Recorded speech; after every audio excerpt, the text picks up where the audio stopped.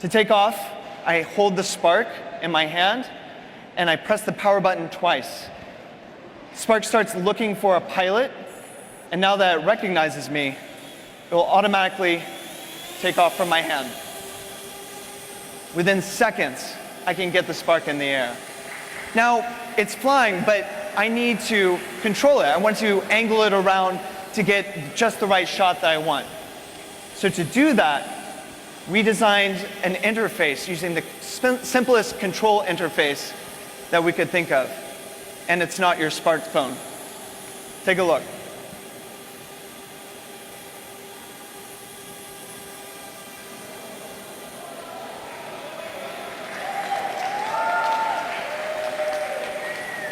Just using my palm, I can move spark left, I can move it right, I can use it up and down, I can push it away from me, and I can pull it towards me.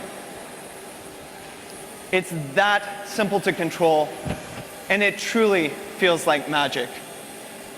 Now, within this range, I've got about 3 feet between me and the spark, but that doesn't show the epic perspective that drones are known for.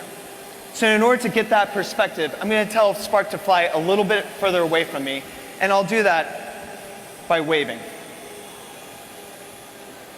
And just like that, Spark flies about 10 feet away from me and keeps me centered in the middle of the shot. It's fantastic. So I still want to be able to control my shot. This is maybe not the best background. I want to get those chandeliers captured behind me. So I'm just going to move. And Spark is actively tracking me as I move around so that I can choose the right scenery behind me. All right, this is the shot I want. And I'm going to take a picture just by doing this. Just like that, I've taken a picture. From takeoff to taking a picture, it's seconds. Now, I can still bring it back and land just by waving.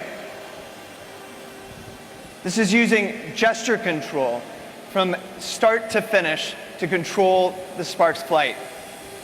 And I'll land it just on my palm.